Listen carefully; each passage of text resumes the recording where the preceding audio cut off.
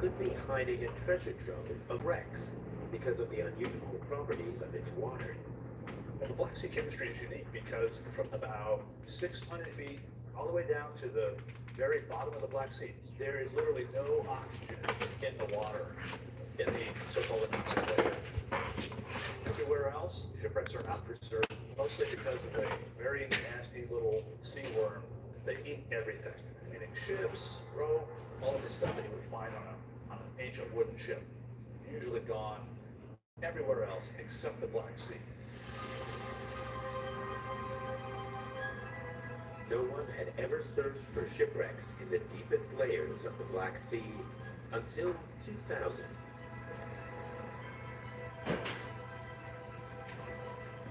To explore Lava Valley, we set out to explore the bottom of the Black Sea, like it's never been done before. Dr. Ballard is the world-renowned ocean explorer who found Titanic in 1985. On his very first expedition to the Black Sea, no one was ready for what he would find. Ballard's expedition found shipwrecks near a town called Sinop. They found 3 Sinope shipwrecks right off the bat, A, B, and C. They were Chilling, what's good, my brother? That only partially covered shipwrecks. How we feeling? Like all archaeological excavations are, on the last day, at the last minute, that they decided to look at deeper and higher waters, and that's when they found Sinope.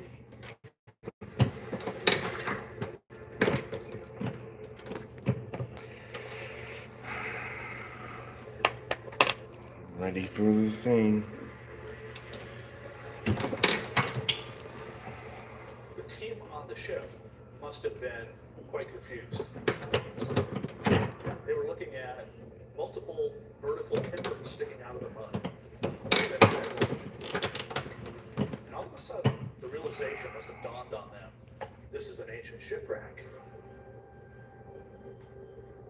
They saw structural features that had never before been seen intact on an ancient vessel, only in illustrations.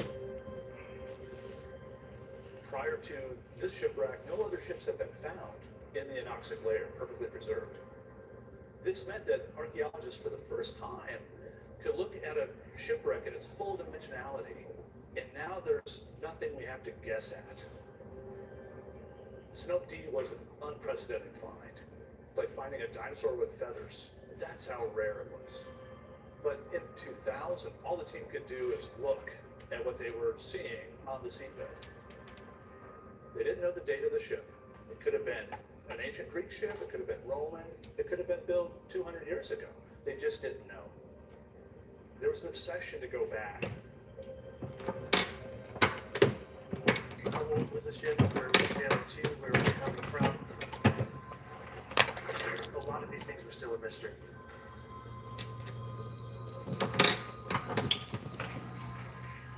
When Dan and Mike joined the 2007 expedition, they hoped that new technology would bring new answers. The 2007 expedition was specifically designed for us to spend a week investigating this wreck in depth. In these waters that we're exploring, it's way too deep for scuba divers, so we need to use remotely operated vehicles to get down to those depths and get good high-quality video of these sites. We had a workhorse, state-of-the-art, remotely operated vehicle named Hercules that could help us explore the wreck in multiple ways and take high-definition video of the entire operation. So I remember this view approaching Sinope D for the first time in 2007 and just being blown away. And here you have it, well-preserved wooden shipwreck now still standing. Not the only one we have. They're very rare. You've got a piece of rope still wrapped around the top, which is unheard of.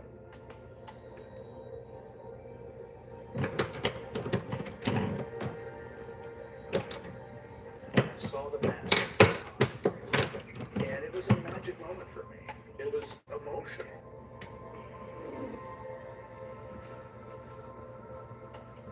Hercules allowed allows the team to measure every inch of what's left on the sea floor.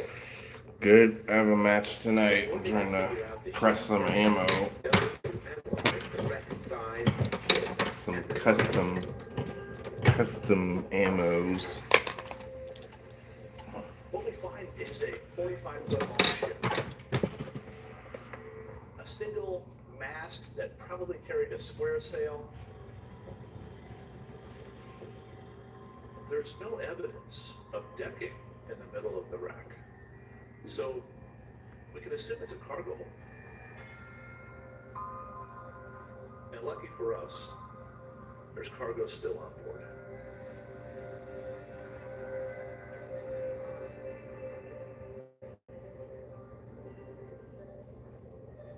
Typically when we stumble upon an ancient shipwreck, the first clue we look for is the cargo. Usually these clay jars called The amphoras. CZ is good. Amphoras carry The AR9 is good. olive oil, they carry I used the PCC at State this last weekend. That can help us put a date on the wreck and tell how old. This is fucking nuts. They just found a Roman ship. Like, Recovering an artifact from a shipwreck is not a simple process. They use a little sucker that the R would put on the amphora, pick it up without damaging it. So they would move it over to a net. Once we have artifacts in these nets, we get it on board as carefully as possible. Watching the ROV pilots handle these artifacts, put them carefully into these baskets, and then send them up to the surface is really nerve-wracking because we don't want them damaged.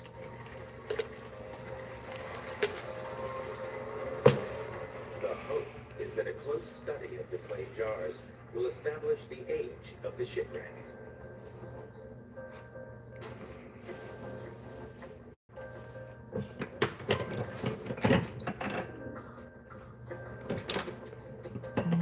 Amphora holds a lot of information about the ancient world.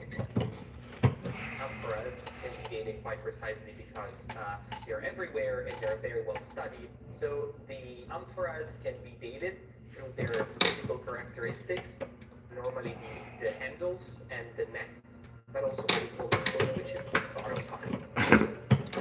People can compare the new find with the already studied one and establish a quite precise date. So for Synop, they are fairly small. They are mostly carrot-shaped, and some of them have grooves that go around the entire body of the amphora. And so those are quite distinctive characteristics that give a clear idea of the date when Synop D go to one. the Black Sea. It'll be fun for you, bro. I'm telling you. The amphoras were dated to the 5th and 6th centuries AD. We have never before had a shipwreck that is 1,500 years old in its entirety preserved on the seabed. The dates mean Synop D is sailing at the tail end of the Roman Empire. What can you do about a new power that's rising to take its place?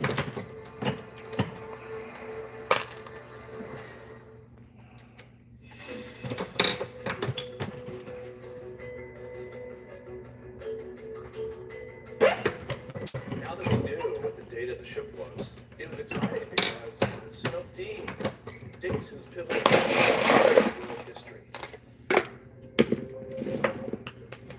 By the 5th century, the mighty Roman Empire is crumbling. Except in the east, which breaks away to create the Byzantine Empire.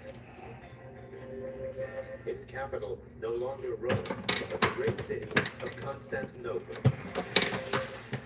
Modern day Istanbul.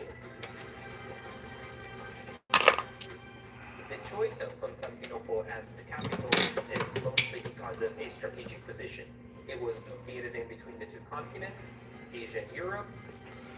It was by the sea, so it could easily transfer goods and troops. And so Constantinople. What we needed answers for. Among them, how does this ship connect to the history of the Byzantine Empire itself? How did it contribute to the growth of the empire? One way to answer those questions is to investigate the ship itself. Sea. The ship is so deeply buried in sediment, it was giving up its mysteries with such great difficulty. We knew that we would have to start excavating the shipwreck. With Hercules, now we had the capability of removing silt in large volumes and exposing more of its timbers. Gammo. Ah, yes. All the mud. Look at this Black Sea mud. Yeah, it's really sticky and almost like gel. I remember just thinking, what a strange seabed. I've never seen anything like that before. Removing the silt was a painstaking process. The upper layers, very easy to remove. But as we dug deeper into the mud, the more thick the mud became. And at that point, our work slowed way down. We managed to explore a little bit of some of the planking, but we were not able to dig as deep as we wanted to, unfortunately. We did not find anything that would give away how the ship was constructed. It was a disappointment. The Black Sea's stubborn mud dashes the expedition's hopes. The secrets of Xenon D remain hidden.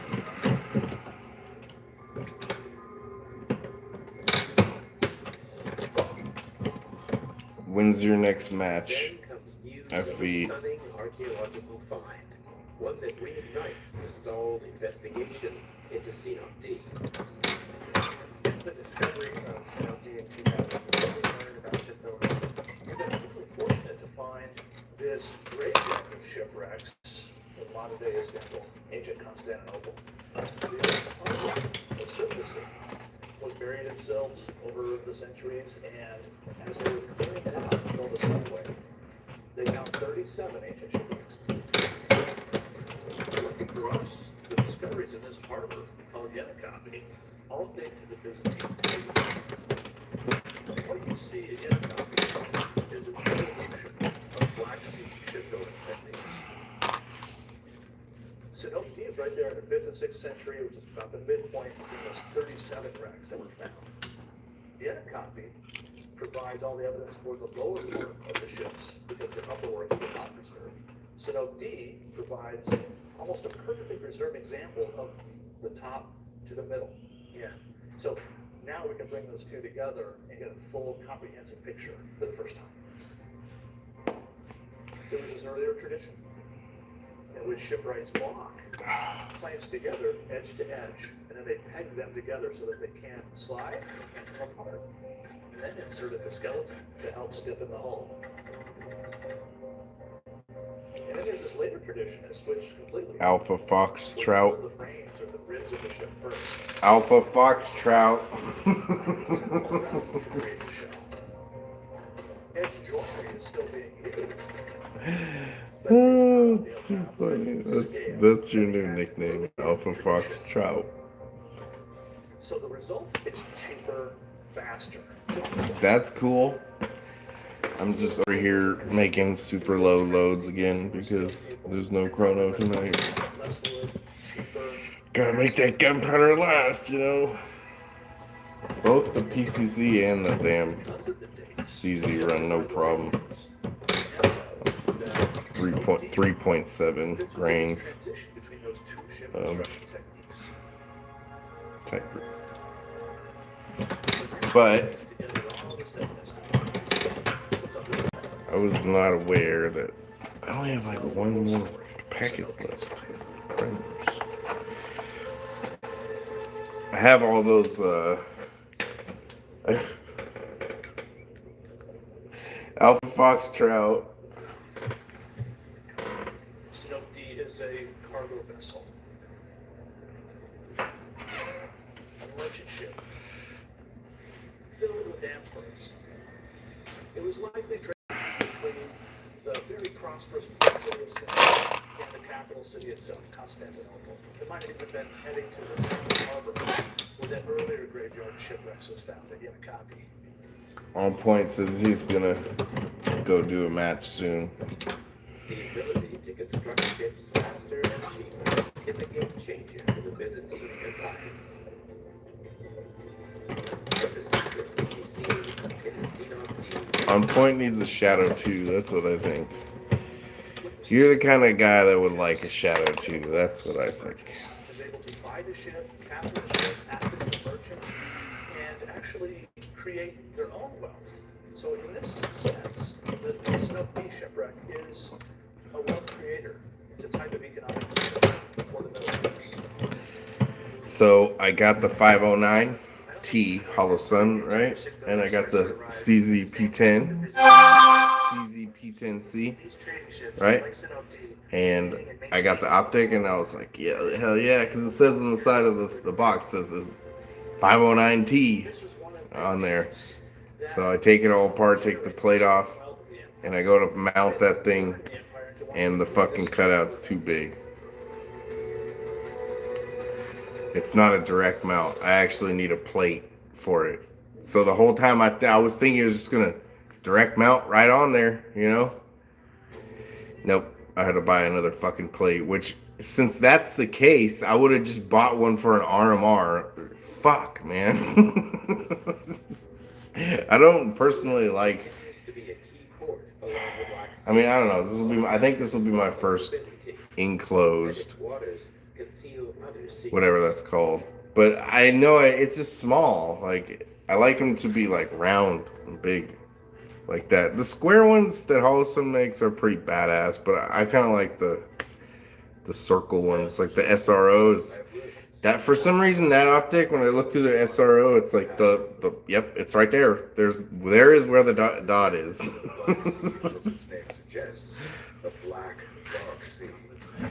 So I had to order another fucking plate. Which I paid for like 2 days shipping or whatever, but they fucking took forever yesterday to send it. So it probably won't be here till next week. Maybe Saturday if I'm fucking lucky. But 2 day shipping was only $10 more. Ever since he started diving as a boy. He's found ancient Roman and Byzantine. That shit fucking pissed me off, dude. Not gonna lie. I was fucking pissed, man. Because the plate is like $100. Anyways, it's like 60 something dollars. $67.99. Expensive as fuck for a fucking piece of metal. So now, by far, the optic and this optic setup is way more than I spent on the gun. The holster and the gun are still like not as expensive as how much I paid for the optic and plate. They're about the same. The curious consumes Yasha for 4 years. What is this ship, and how did it end up on the seafloor? It'll be a good little gun though. I still want it. I still like, since it'll be good with those sights, and my wife's not really, because it's for my wife anyways. My wife's not very good with red dots yet, so those co-witness sights, they'll help her. At least that's what I think.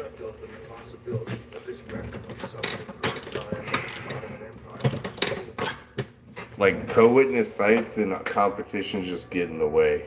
That shit just gets like all up in the way. Like, I do not need this.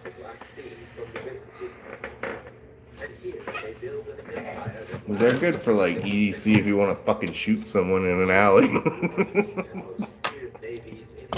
Like, they're fine for that. However, there's almost no archaeological evidence of that. Get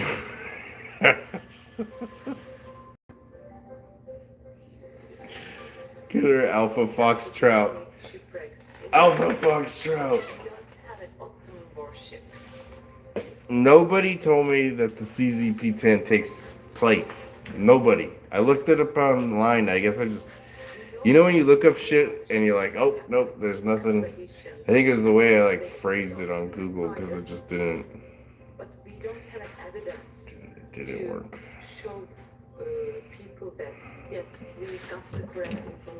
I ordered the C&H precision plate. I've never ordered from them though, but they're popped up right away and it said steel.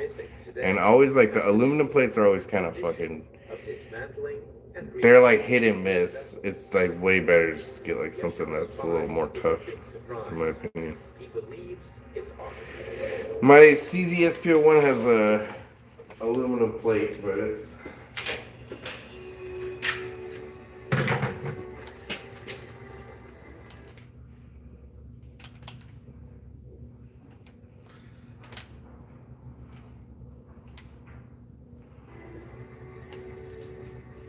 Dilara comes to Sinop to meet Yashar.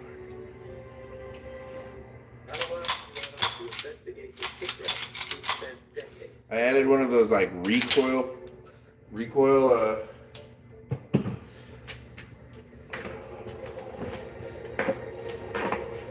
No, I bet you that's gonna be expensive. The plate for a staccato. They're like, well, this plate was signed by John Staccato himself, so it's gonna be extra expensive. Dude, my CZ P10 came with no fucking plates.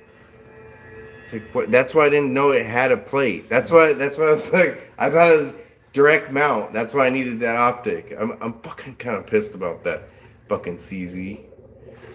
Like, how are you gonna put like no plates in this box, and then along here it says CZP10C or LE 9mm XS NS 509T co-witness, and then that shit doesn't come with the plate. I'm supposed to know it needs a plate. That's bullshit.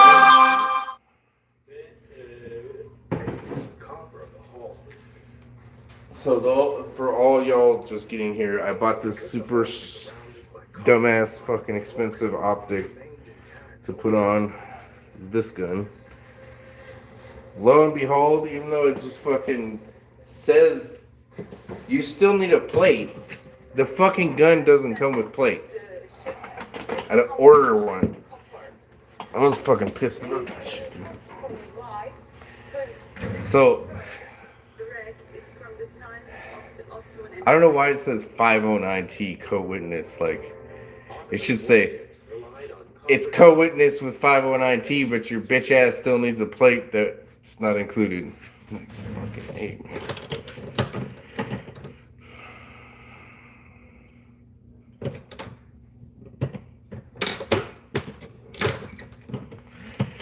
Wooden homes until the 19th century.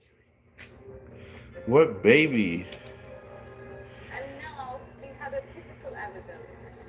It really gives a lot of richness. What happened? Dude, I've been fucking just getting so many idiots, like, just fucking retards, man. That this is a great Like YNs and shit. So now, Yashar wants to work out its name. Given its location, he thinks it may be a leftover for one of the most famous battles ever to take place in the Black Sea. Bro, I had this guy, Hood Rockstar or whatever, make a video on my comment, and he's like, none of that training is gonna help you, blah, blah, blah, when I no tap you with my no sights, and it was just so dumb. And the kind of people I had, like, I have at least one YN show to try and act smart. And the shit I said yesterday was just too funny. He came into one of my videos and he's like, you look like Trevor, blah, blah, blah. And it's like, bro, don't take this the wrong way, but I would 100 times be Trevor than be a YN. 100 times over.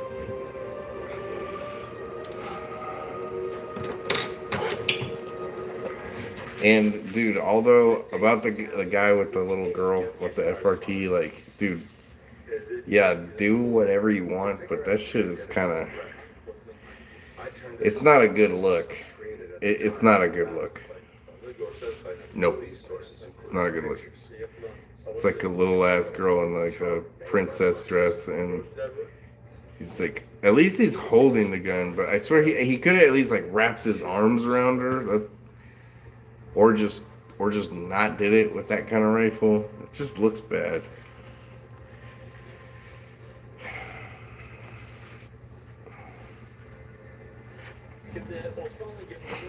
I'm all afraid of like the one. I have like one picture of my daughter, and her face isn't even in it because I like censored it. And she has a Glock airsoft. I was all like, "Oh, that might be too much for the internet." Destroys 15 armored vessels. Black dude's just like, "Hold my beer. I'm gonna freaking record my daughter almost like just putting 25 shots into the dirt 5 feet ahead of us." Mangione. What is a Mangione? Is that like one of those puppets?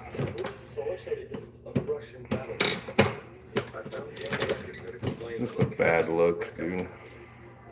This is evidence. It was a victim of I like people. You know, like on Instagram, you can like post videos and it just goes to like the people that you want them to see, right? Like he could have totally just posted that video and put it for his like close friends, but he wants that dude want to advertise.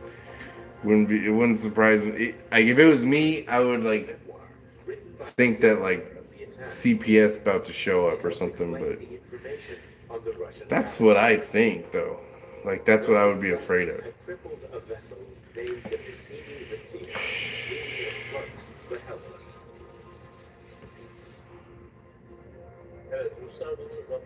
If the mid can't hold the firearm, if the kid can't hold the fire, yeah, dude.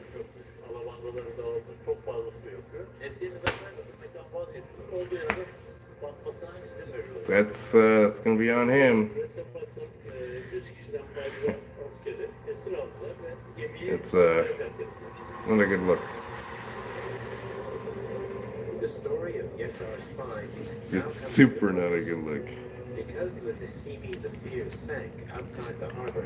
The Ottomans never tried to salvage it. And that video gets like way more fucking likes than any of my videos.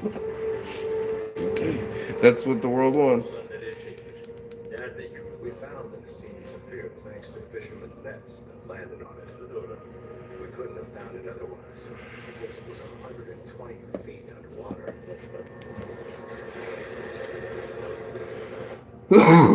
The Black Sea keeps a tight grip on its secret. I'll send you the video. You don't have Instagram, so I guess you didn't see it.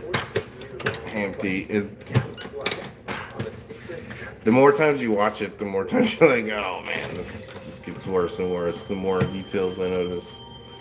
The guy just has his like his little. I mean that girl was probably 4 or 5. She was young. With the full size rifle with the FRT. And it wasn't like she wasn't holding it up. She was like she had the stock under her arm and she was like this. That's fucking crazy, dude. I would never fucking post that. I would be if I did that with my daughter, I wouldn't even want to show like my friends. I'd be like, I'm embarrassed for what I just did.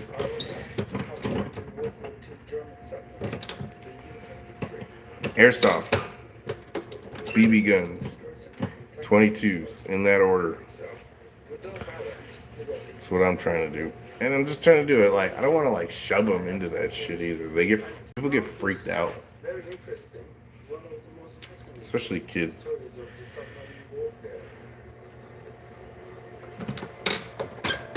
My kids show like zero interest in guns at the moment. Except for my son. God damn. He doesn't talk about the guns so much as he's like he wants to know about like swords and shit.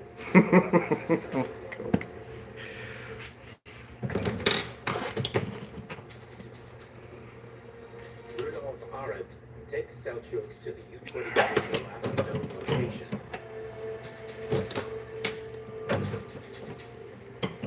The numbers of the sub sank off the Black Sea coast of Ava, 60 miles east of Istanbul. Istanbul.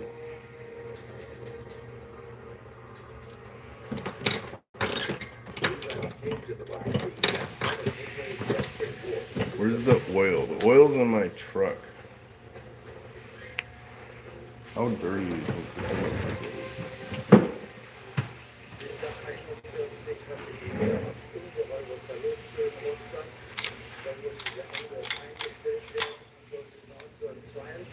weitergeführt werden. Und deswegen war eben etwas Befehl 42 bis U-Boote ins Schwarze Meer, eben um die russische Flotte in ihren Häfen zu halten. Und das hat ja Gott sei Dank auch funktioniert. Aber das Ganze war natürlich viel zu spät. Nice. I was supposed to go do an MRI today, but I rescheduled it. My back's been hurting. And the one they gave me sucks, so I'm gonna try to get back. Next time I go see, I'll try to get back to what I was taking before. Sometimes when I see this CZ, I'm like still in shock. Like, damn, this is mine. Where did this come from? I use it all the time, but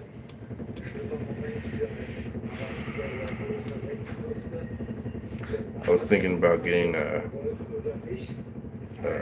Beretta 92X, I think it is, the one that's single action. My buddy is selling one. 60 miles per hour.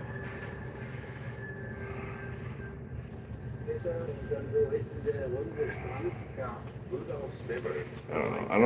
I don't think milling this out is gonna change that much.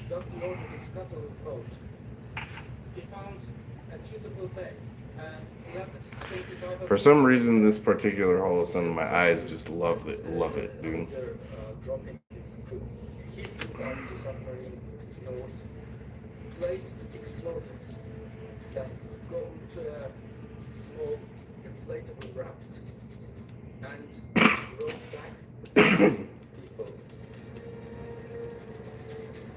The problem is, Rudolph doesn't remember exactly where he scuttled his ego. But he does have one invaluable memento.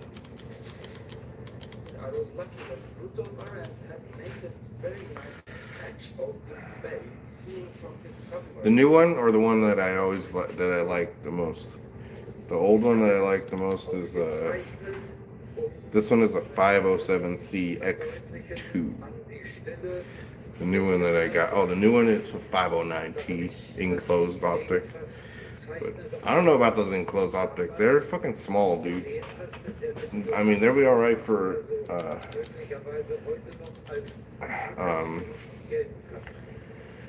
EDC, but I'm gonna use it in competition at least once before I give it to my wife. Eventually found one matching the sketch. If this was the landing point, then we now need to head north in the same direction Rudolph sailed the 23 before scuttling.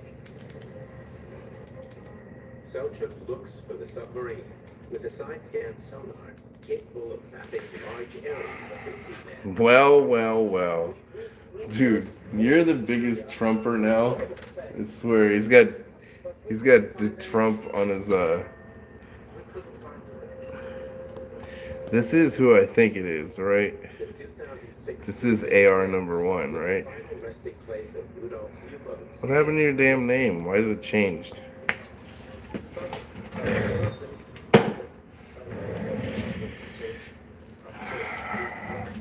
I'm just sitting here air gunning at the wall right off camera. It is? Alright, I'll make you a mod then. Dude, the algorithm does not want me to like run into you ever, dude. I like see you every once in a while. I'm like, where the fuck is this bull been? He's been around. Algorithm be trying to hate on us, man. Gold dot 507C. Is that a thing? Think about like. Yeah, it is. I don't really go on fucking YouTube Live too much anymore. I'll be on Instagram Live. YouTube hates me. I just got 2 strikes on another of my channel. And it's not even like my main channel. It's like the channel I've had since I was like a kid. So if they like delete that one, I lose like a bunch of fucking And not a bunch, but that's just like some shit I recorded like years ago. Gold is good. It's like that greenish. I think it's probably just a mix between green and red. That's probably what's going on. But that's how my MRO is like golden dot. I really like that shit.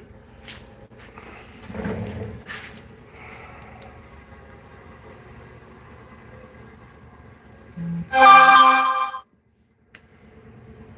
two periscopes.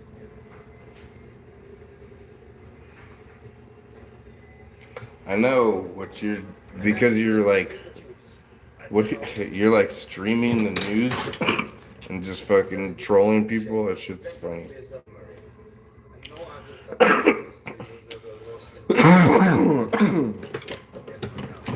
I can't really do that though because I'll just start saying a bunch of fucking anti-Semitic shit.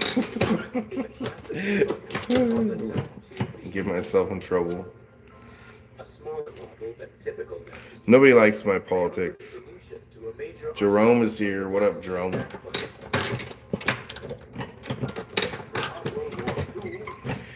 Protecting her new country, cut off all passage of water to and from the Black Sea. Because they can't sail it, Hitler orders that 6 of the I think we need Mecha Hitler for 2028. I'm just kidding. 3,000 miles by road and river to the Black Sea. None of the 6 U-boats, however, will ever make it back home.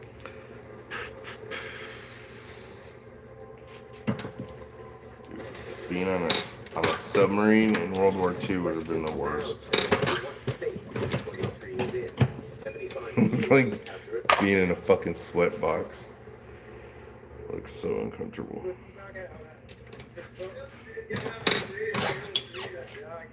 Selchuk shares the news with Rudolph. See, that's why you need a wife. 6 years old. My wife does all my taxes. I hate that shit. I just pay whatever she tells me to pay.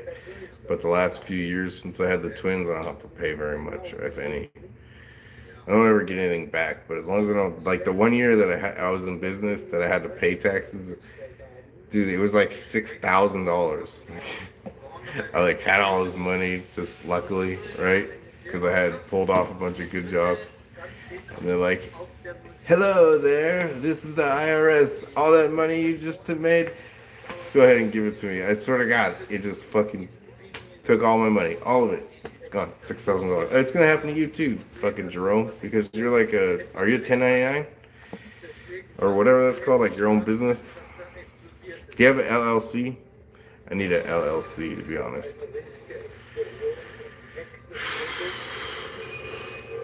Despite setting 3 charges, Rudolph only recalls seeing one explosion. Dude, my last customer pulled a fast one kind of on me at the end. I was like, oh my God, this fucking old lady. She's like, I paid for these already. I was like, you didn't pay for these outlets I just installed today. I was like, oh my God, dude. Not again. I thought it was gonna be easy, like $200. She's like, I thought I paid you for these last time. Like, what are you talking about? You fucking called me. You called me and you're like, there's more outlets that you want to get done. So I came over another time. How could you have paid me for? Oh my God! I ended up just giving her like a discount. But she did spend a bunch of fucking money. But I was like, God damn it! I don't like being like hassled about the price. And she never did that before. But man, it's like fuck, man. Bamboozled. She just pulled the old lady fucking trick on me at the end. The very end of the job, she paid all the bills she paid, and at the very end one, she's like, I thought I paid you for this for today. Last time. What? Oh man, boomers are the worst, dude. Boomers are the worst for sure.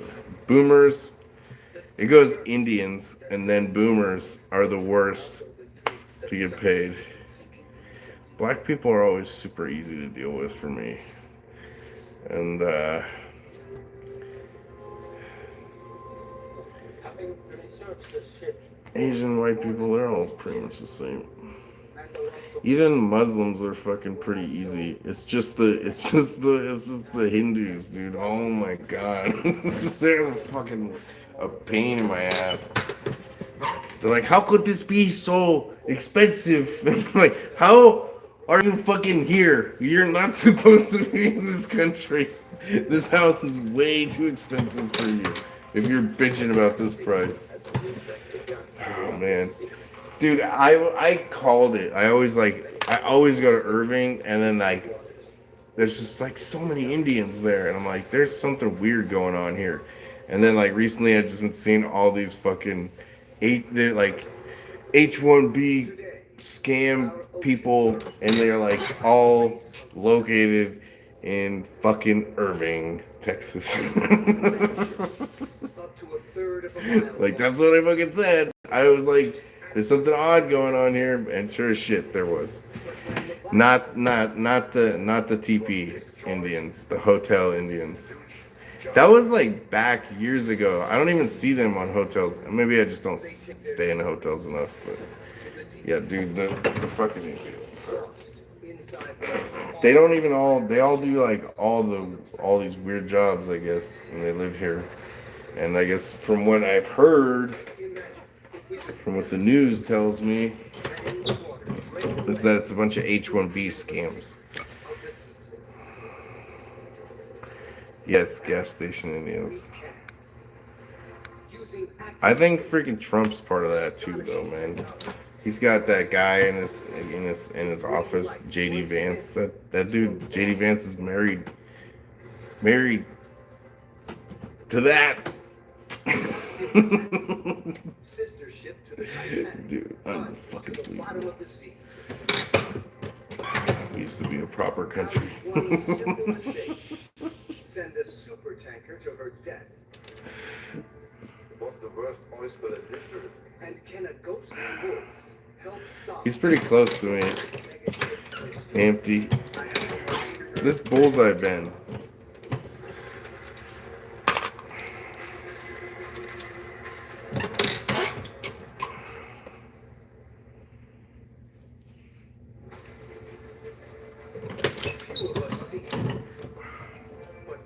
I was pitching earlier, Ben, because I have a CZ-P10 up there that I'm building. I bought a holster, I bought an optic for it, and I went to go put it's on the box. It says 509T, like co-witnesses with the 509T. So I me thinking as I do sometimes, which I guess I should avoid thinking altogether.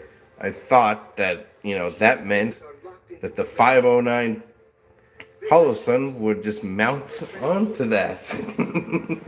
That's not true. You need to buy a fucking separate plate for the optic that they recommend, that they set for co-witness. You gotta buy a plate. It's fucking, why wouldn't they just like put the plate in there or just direct mount it? It's ridiculous. I know I had to buy one. It was like damn near $100 for a plate. What the fuck? And then I bought a tier 1 holster. They take it's taking like a month to get all the parts. Man, guns be like that. You have to it's a lot of bullshit. Especially you want your shit to be nice. It did come with it comes with a one plate. The Holosun did, and I think it's just RMR, so it just goes from RMR. If your optic is or your gun is set for RMR, then you could use that plate. But mine is it's a proprietary plate. It's not the same.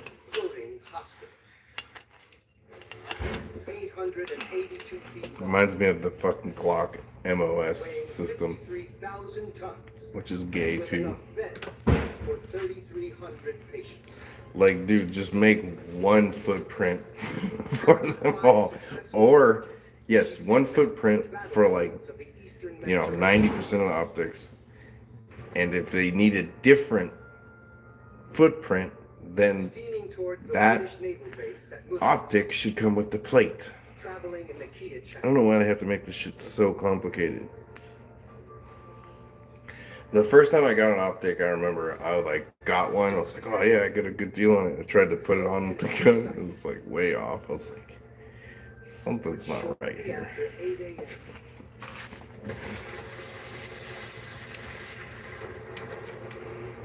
She sinks just under an hour. I have a bunch of Glocks and Glock clones. I mean, I don't have any real Glocks. My buddy's trying to sell me another Glock. The contradictory stories But of let's the see. survivors. I got like a ton of striker fired guns.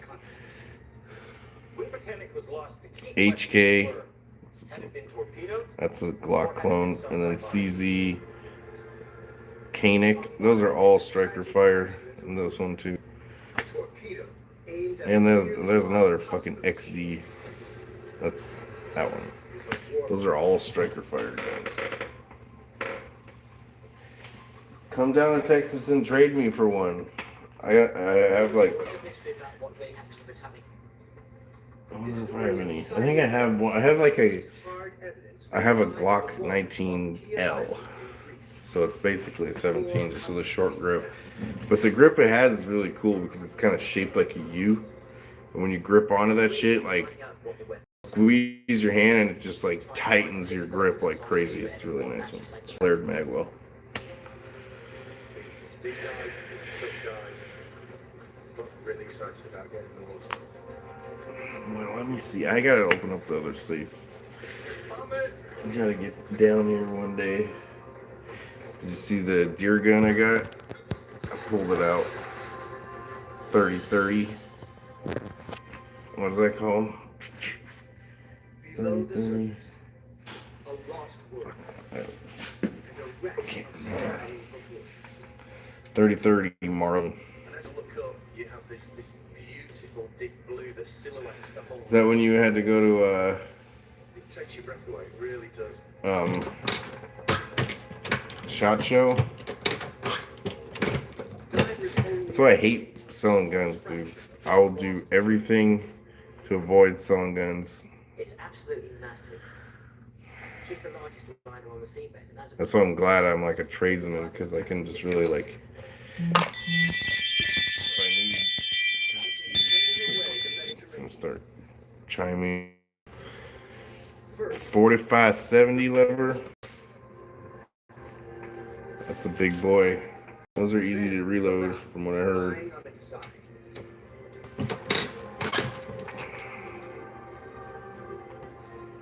And almost 1,000 feet away, 3 massive propellers, each as big as a house, and all still in motion.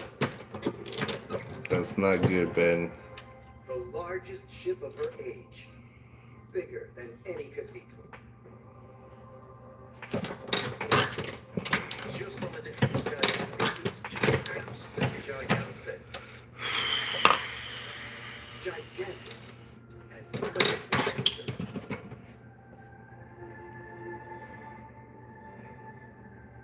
you can compare it to the Titanic, which is broken in half, twisted, mangled, and terrible condition, really. But Britannic, you'll actually find it is exactly as it was on the Titanic. The pale horse. Pale moon horse. What is that called? Dude, my fucking cat went up there by my ammo and just knocked a bunch of shit down yesterday. I was trying to get her out, and it would not come out. Fucking cat, I had to drag her ass out of there. Looking for leads. I don't know where that cat came from, but I fucking hate it. And it just looks at me like, you need to feed me. Human. Two eyewitness accounts speak of a deliberate attack, with torpedo tracks spotted in the water moments before the explosion. In 1916, attacking a hospital ship runs against Fucking cat just came when we bought the house. I was like, hey, So is this real? I'm gonna live here with you guys. You guys seem nice. Just feed me. The drained wreck site reveals evidence no diver could ever see.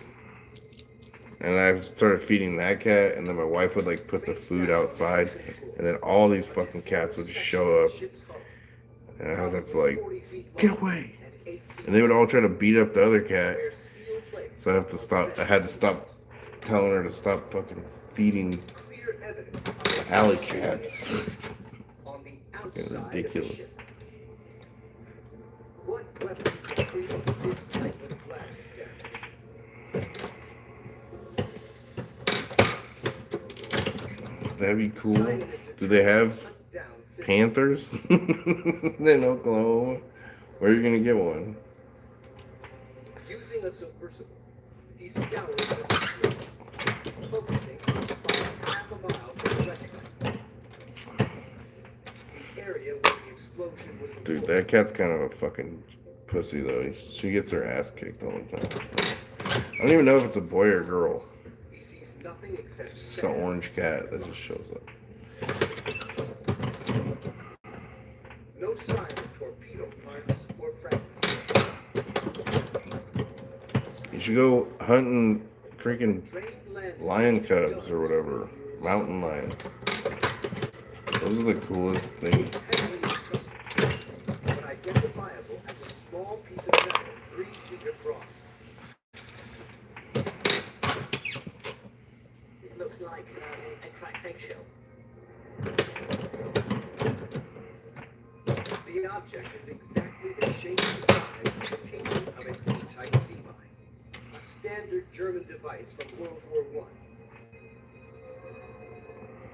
And it's lying close to the spot where the explosion was reported over 100 Bobcats. years ago.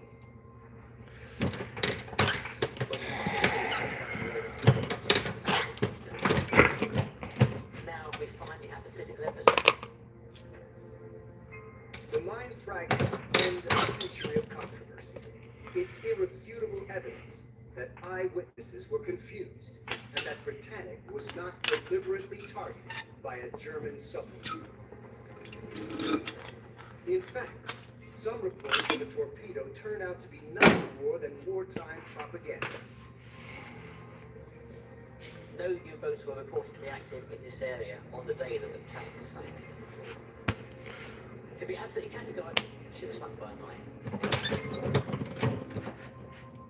With the key from the train's wreck, it's now possible to reconstruct Britannic's final fatal moments.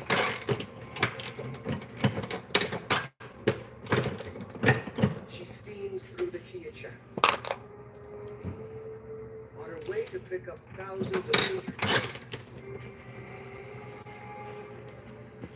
she strikes the mine.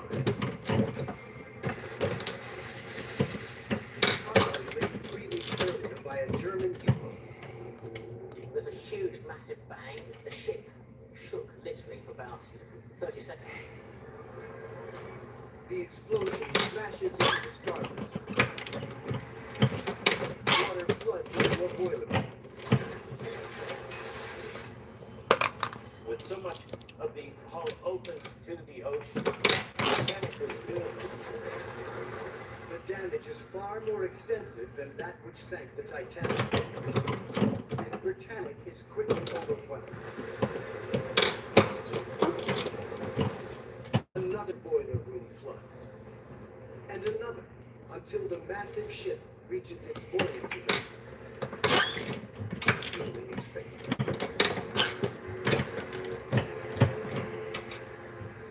It takes just 55 minutes from explosion to sink. The rapid loss of Britannic and the Titanic implosion alarms the world's ship designers. For the first time, international shipping standards come into force. I sure am, Hampty. The new law Buy me a Dylan press, Hampty. And that's never been more important. In the decades after Britannic, the era of transatlantic air travel dawns, and the number of ocean liners declines.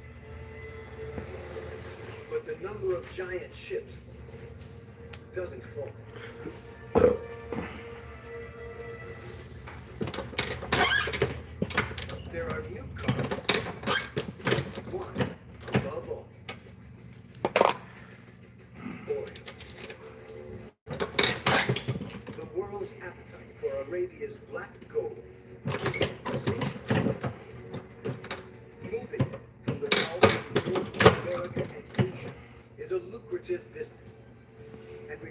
there's a new kind of ship. The supertanker.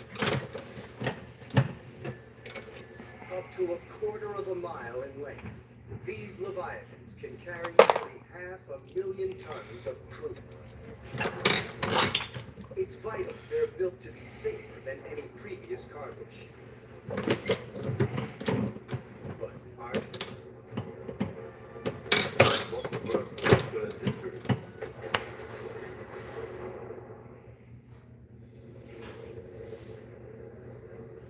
The 1,100-foot-long oil supertanker Amoco Cadiz is in the English Channel.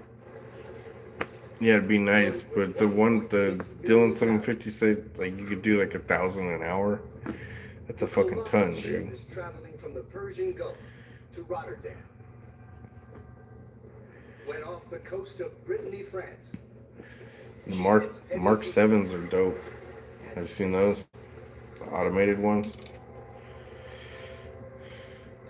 We need to get one of those. Me and you, Anthony, will go in business in ammunition. Buy ourselves a Mark 7.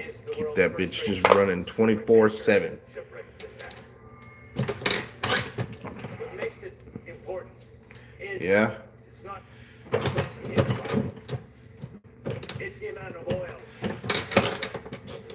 Just have that shit running 24 hours. Just keep it running. And eventually we'll get like 2 of them, and 3 of them. And then we'll get some fucking old equipment from Winchester. And start fucking chugging away at one of these factory buildings. 2 miles off the coast of Brittany, an expedition is underway. Man, my fucking like arthritis and shit be acting up today. You feel me? We are here to investigate the wreck. We are trying to work out what happened. What would be our ammo name? While Christoph searches Uber ammo. the survey team scans the seabed with side scans. I told somebody that not too long ago. Shit. The MWB is a really big ship. It's never been scanned before. So, we're going to be the first people to actually see it. You gotta get a cool name. Just keep going straight. The one everybody likes is Oak Ammo. What could we call ourselves? And it's a big one. Right here, that's the wreck right there. That's the stern. It's huge. That is really big. That is a big ship. It's amazing. We'll call ourselves Poison Ivy Ammo. The sonar data offers a tantalizing top-down image of a large section of the hull. So the scan is done. Christoph's team focuses on an area 115 feet down.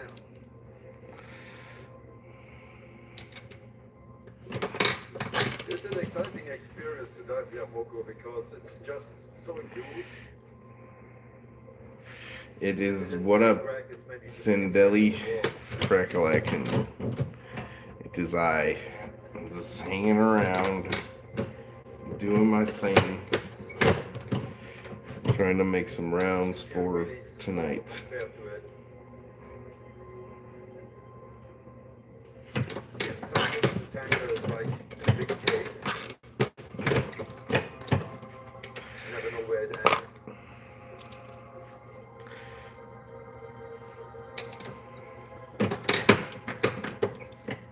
Underwater footage offers glimpses of this giant.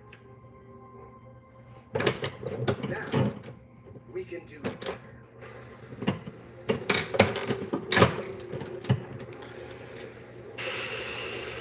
I'm loading these ones at 3.7 grams of tight group. Both my AR build and my CZ will run off these. The stern, Run off these. 220 feet long by I gotta see how my PCC will run on those. Probably be like, and the brass just like barely leaving it.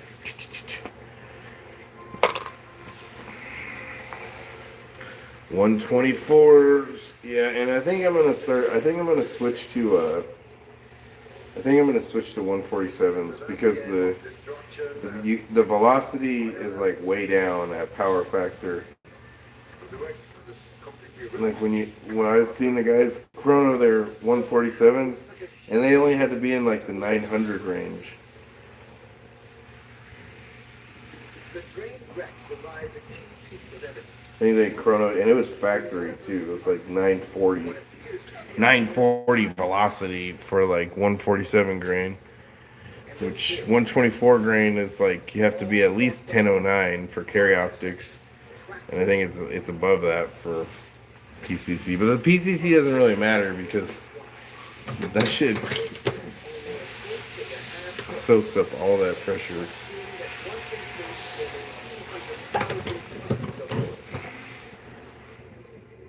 To me, it's very surprising that such a big ship has such a thin hull. The Amico Cadiz may be nearly as big as Empire State Building, but her hull is paper thin. It's a crane which destroyed this huge giant. Now, based in part on the evidence from the crane wreck, we can reconstruct exactly how the Amico Cadiz met her end.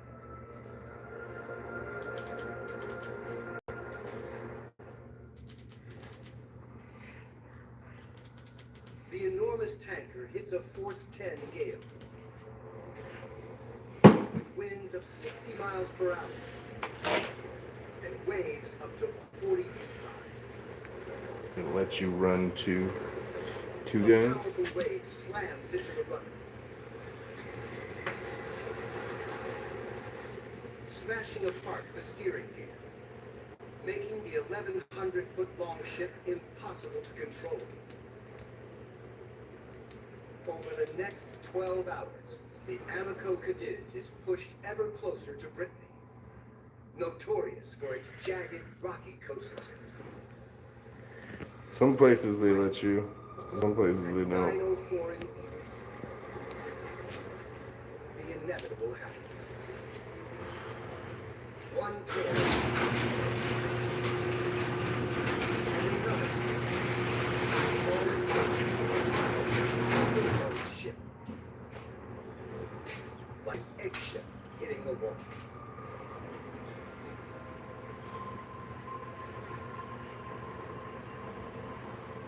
There are no human casualties. All 44 men aboard are rescued by helicopter. But a region of France famous for its wildlife and natural beauty is drenched in 220,000 tons of oil. It was the worst oil spill ever. It was the worst oil spill in history. The Amico Cadiz changes the way the world sees giant ships. In the aftermath of the disaster and other disasters of the same kind, there was a new law which created the obligation for double hull construction. In theory, a double-skinned hull should be able to withstand the worst the sea can throw at it. But as the global economy continues to expand, demand for ever bigger vessels grows unabated, putting new strains on the workforces of international trade. The bulk carrier. These giants carry almost half of the world's cargo, shunting raw materials from one side of the planet to the other. The MV Derbyshire is one of the new generation of tough superships. Almost 1,000 feet long, with a state-of-the-art double hull and 9 massive holds. She can pack in over 160,000 tons of cargo. Derbyshire is a true colossus with a range of 10,000 miles.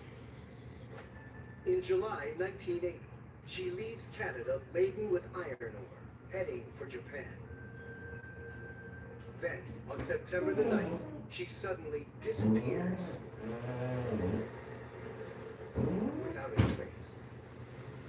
Without even a mayday call. And no sign of the 42 men and 2 women on board. Their families demand answers. No, it's the ultimate shipping mystery.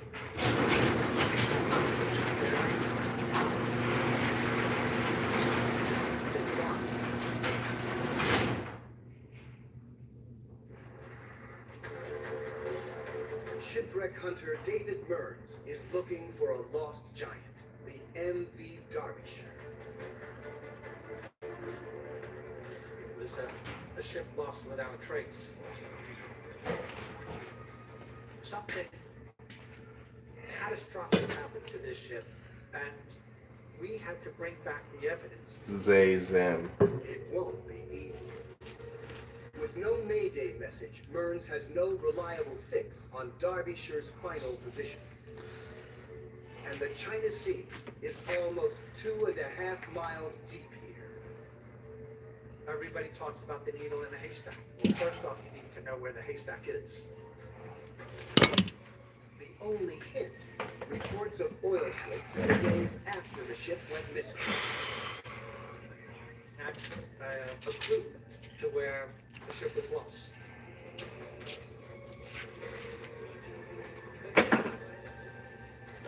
Using sonar and gut instinct, Mearns scans the area for days. Without success. Finally, on day 3, Okay, we got we spot something. We see this great big structure in front of us. We're moving into it. Very, very slowly. And we're counting down to this object. 50 meters. 40 meters. 30, 20, and then finally, at about 10 meters out of the gloom, comes this great big piece of steel. The sign of the Derbyshire.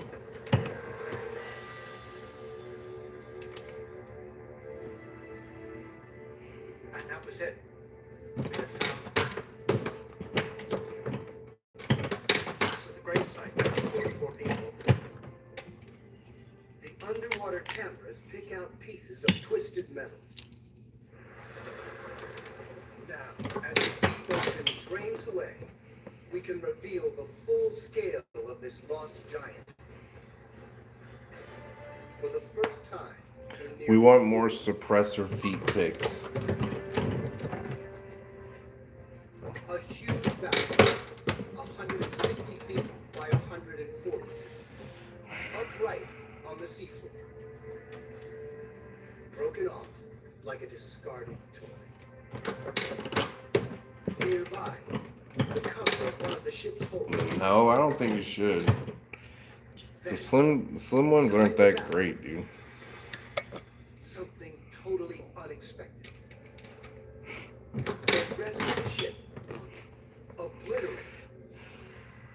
Reduced to tiny I'm even less interested now in suppressors than I do competition. square mile. Whenever I see someone use a suppressor at a competition, that shit just starts failing on them. Like at least like every 10 shots. Like, How could a modern ship engineered? I mean, I think they're fun as fuck, but I just don't. Dude, I keep buying like more. The more and more I do competition, the more and more specific my guns get. 3 years later, another expedition to the wreck site looks for answers. The lead engineer is Andy Bowen. For us, the first instant we saw the debris on the seafloor was just awe.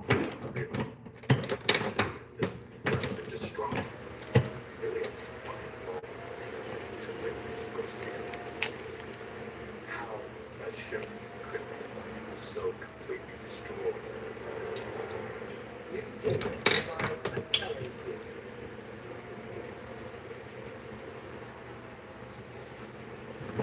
All around the battle, there are air vents. Close inspection shows they're open. Their covers ripped away. Water could have entered them, flooding the section of the ship. And if the bow was right, the whole vessel would become increasingly vulnerable. Dropping the down, lower and lower into the sea. This may explain why she's but not why she's a presence in the sea.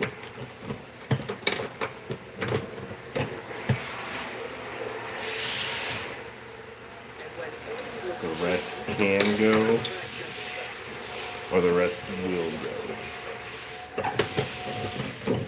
all along the edges, tiny brittle fracture patterns. You should go visit Carson now that you're in Washington. Evidence that an explosive force has blasted the hull apart. Could there be some kind of design flaw with the Derbyshire's strengthened hull?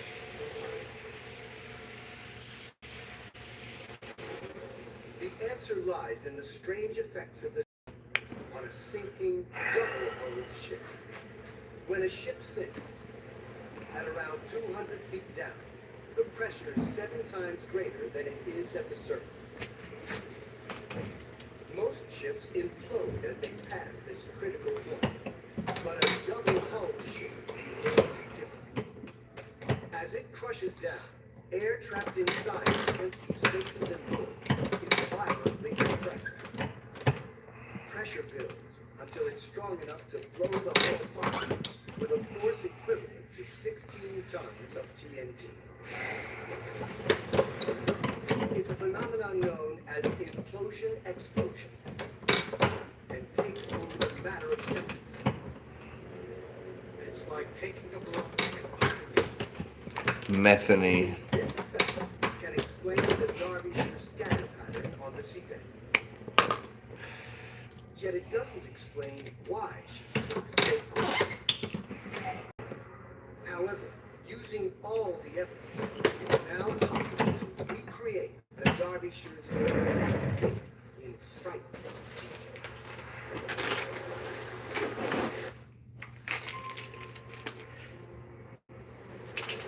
The 960-foot-long cargo ship, MV Derbyshire, is fully laden and headed for trouble. There's a typhoon in the air, which suddenly changes direction to put the Derbyshire in its path. Waves repeatedly crash onto the deck.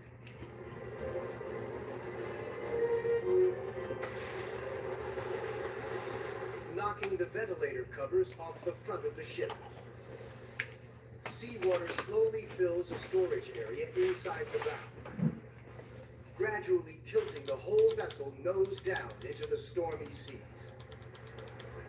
At this point in time, the bow is full, and waves are rolling up the deck of the ship. Through the night, the ship is dragged lower and lower into the water. But in the chaos of the storm, the crew doesn't notice. Then, total disaster. A massive rogue wave, All right. possibly as high as 90 feet, smashes Almost into done here hatchway hold anyways. number 1,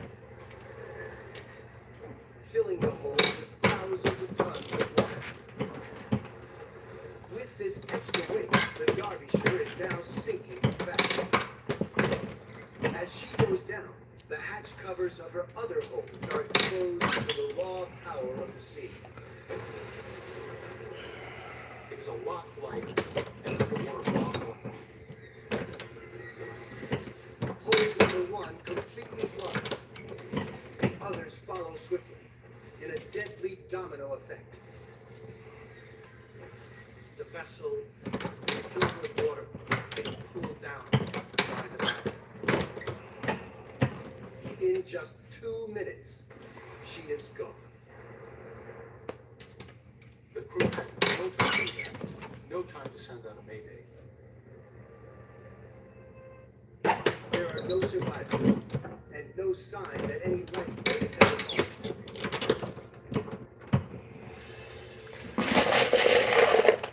This disaster helps spur even tougher action to regulate cargo ship construction.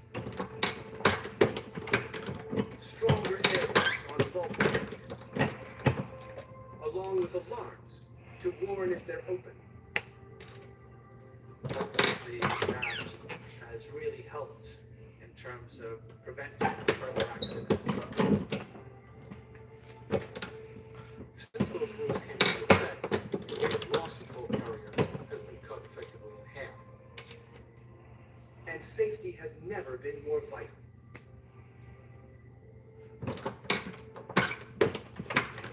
Decades after the Derbyshire tragedy, witnessed the most important revolution in shipping for centuries. Containerization. Container ships change the world. These ships are a crucial cog in globalization, a massive increase in international trade.